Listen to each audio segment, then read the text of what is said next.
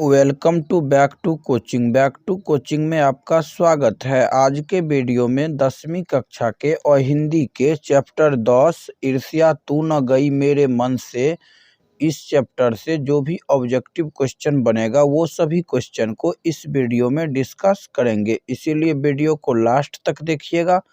अगर वीडियो पसंद आए तो लाइक और शेयर जरूर करिएगा। अगर अभी तक चैनल को सब्सक्राइब नहीं किए हैं तो सब्सक्राइब कर लीजिए, क्योंकि यहाँ ऐसे ही ज्ञानवर्धक वीडियो लाता रहता हूँ। तो चलिए शुरू करते हैं। क्वेश्चन नंबर 1 से पहला क्वेश्चन दिया गया है कि ईर्ष्या का संबंध होता है प्रेम, हर्ष, प्रगति, प्रतिद्वंदिता।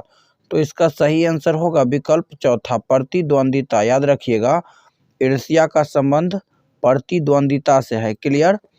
अगला क्वेश्चन दिया गया है क्वेश्चन नंबर 2, यार ये तो बाजार की मक्खियां है जो अकारण हमारे चारों ओर भनभनाया करती है।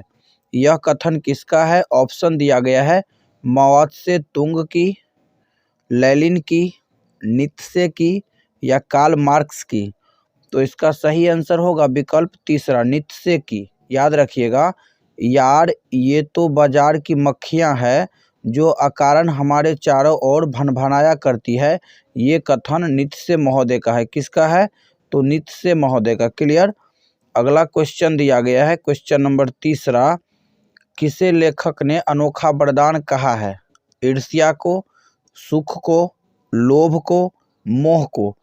तो इसका सही आंसर होगा विकल्प पहला, ईर्ष्या को। याद रखिएगा, ईर्ष्या को लेखक ने अनोखा वरदान कहा है। क्लियर। अगला क्वेश्चन दिया गया है क्वेश्चन नंबर 4, ईर्ष्या कौन करता है?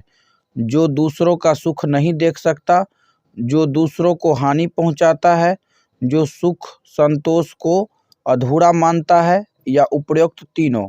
तो इसका सही आंसर होगा विकल्प चौथा, उपर्युक्त तीनों। क्लियर। ईर्ष्या कौन करता है? तो ईर्ष्या वही करता है जो दूसरों का सुख नहीं देख सकता, जो दूसरों को हानि पहुंचाता है, जो सुख संतोष को अधूरा मानता है। क्लियर। अगला क्वेश्चन दिया गया है क्वेश्चन नंबर 5, दिनकर जी के घर के बगल में एक खाली स्थान साहब है, यानी कौन सा साहब है? वकील साहब, डॉक्टर साहब, मैनेजर साहब, इनमें से कोई नहीं। तो इसका सही आंसर होगा विकल्प पहला, वकील साहब। क्लियर। याद रखिएगा कि दिनकर जी के घर के बगल में एक वकील साहब है। क्लियर। अगला क्वेश्चन दिया गया है क्वेश्चन नंबर 6, तुम्हारी निंदा वही करेगा जिसकी तूने भलाई की है। यह पंक्ति है महात्मा गांधी की, ईश्वर चंद्र विद्यासागर की, दिनकर की या फिर निराला की। तो इसका सही आंसर होगा विकल्प दूसरा, ईश्वर चंद्र विद्यासागर की। याद रखिएगा, ये भी बहुत अच्छा क्वेश्चन है कि तुम्हारी निंदा वही करेगा जिसकी तूने भलाई की है, यह पंक्ति ईश्वर चंद्र विद्यासागर की है। क्लियर। अगला क्वेश्चन दिया गया है क्वेश्चन नंबर 7, ये मक्खियां हमें सजा देती है हमारे खाली स्थान के लिए, यानी यहाँ खाली स्थान में क्या आएगा? गुणों के लिए, अवगुणों के लिए, निंदा के लिए या इनमें से कोई नहीं। तो इसका सही आंसर होगा विकल्प पहला, गुणों के लिए। याद रखिएगा कि ये मक्खियां हमें सजा देती है हमारी गुणों के लिए या हमारे गुणों के लिए। क्लियर। अगला क्वेश्चन दिया गया है क्वेश्चन नंबर 8, ईर्ष्या की बड़ी बेटी का नाम क्या है? लोभ, मोह, निंदा, क्रोध। तो इसका सही आंसर होगा विकल्प तीसरा, निंदा। याद रखिएगा, ईर्ष्या की बड़ी बेटी का नाम क्या है? निंदा। अगला क्वेश्चन दिया गया है क्वेश्चन नंबर 9, चिंता किसके समान है? चिता के समान, निंदा के समान, लोभ के समान या मोह के समान। तो इसका सही आंसर होगा विकल्प पहला। याद रखिएगा, चिंता किसके समान है? तो चिंता चिता के समान है। अगला क्वेश्चन दिया गया है क्वेश्चन नंबर 10, रामधारी सिंह दिनकर का जन्म हुआ था बंगाल में, उत्तर प्रदेश में, बिहार में, दिल्ली में। तो इसका सही आंसर होगा विकल्प तीसरा, बिहार में। याद रखिएगा, रामधारी सिंह दिनकर का जन्म बिहार में हुआ था। क्लियर। अगला क्वेश्चन दिया गया है क्वेश्चन नंबर 11, ईर्ष्या का काम क्या है? जलाना, सताना, माया में डालना, कुछ भी नहीं। तो इसका सही आंसर होगा विकल्प पहला, जलाना। ईर्ष्या का काम क्या है? तो ईर्ष्या का काम है जलाना। क्लियर। अगला क्वेश्चन दिया गया है क्वेश्चन नंबर 12। ईर्ष्या का संबंध होता है दोस्तों से, रिश्तेदारों से, भाई बहनों से या अपने प्रतिद्वंदियों से। तो इसका आंसर होगा चौथा विकल्प, अपने प्रतिद्वंदियों से। याद रखिएगा, ईर्ष्या का संबंध अपने प्रतिद्वंदियों से होता है। क्लियर। अगला क्वेश्चन दिया गया है क्वेश्चन नंबर 13। ईर्ष्या तू न गई मेरे मन से पाठ की विधा है, कहानी, निबंध, कविता, एकांकी।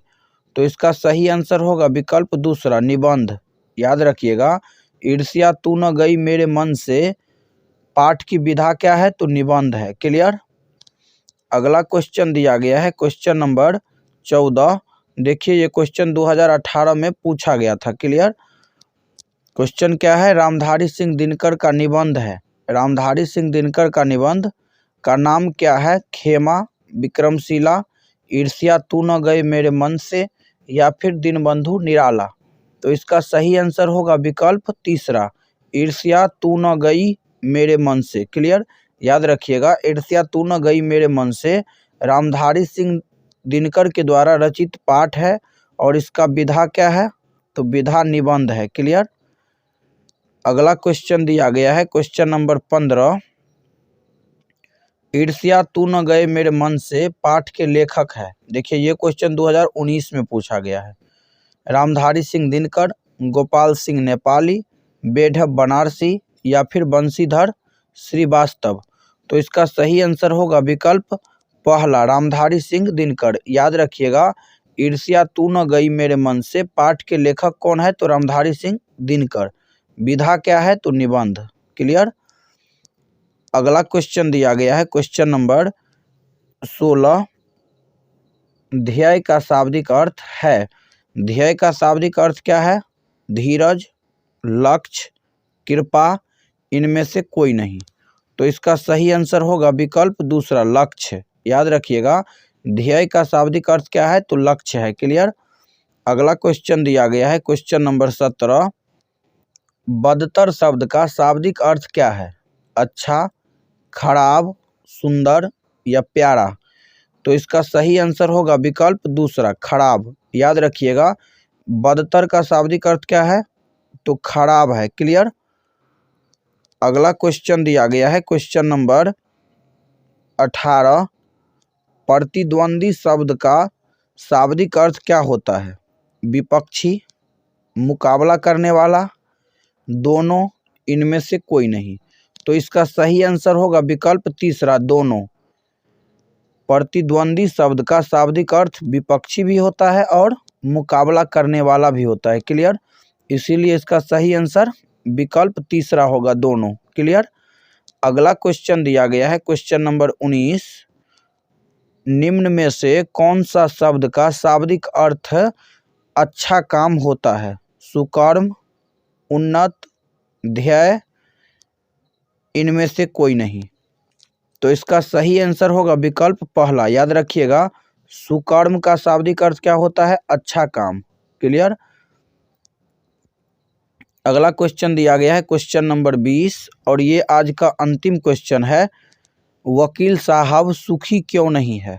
देखिए, यहाँ पर वकील साहब के बारे में पूछा जा रहा है कि वकील साहब सुखी क्यों नहीं है।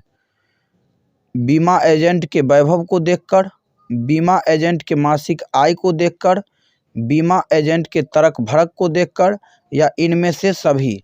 तो इसका सही आंसर होगा विकल्प चौथा, इनमें से सभी। याद रखिएगा कि वकील साहब सुखी इसीलिए नहीं है क्योंकि बीमा एजेंट के वैभव को देखते हैं तो वो दुखी होते हैं। क्लियर। या जलते हैं। बीमा एजेंट के मासिक आय को भी देखते हैं तो भी उनको प्रॉब्लम होता है, यानी कि जलते हैं, ईर्ष्या करते हैं। और बीमा एजेंट के तर्क भड़क को देख करके भी वो जलते हैं या ईर्ष्या करते हैं। तो इसीलिए इसका सही विकल्प चौथा होगा। क्लियर। तो आशा करता हूं कि क्वेश्चन नंबर 1 से लेकर के क्वेश्चन नंबर 20 तक आप सभी को समझ में आया होगा। तो वीडियो कैसा लगा कमेंट में ज़रूर बताइएगा।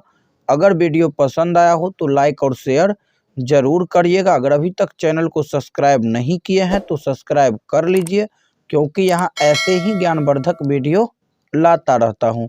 तो मिलते हैं अगले वीडियो में, तब तक के लिए जय हिंद, जय भारत।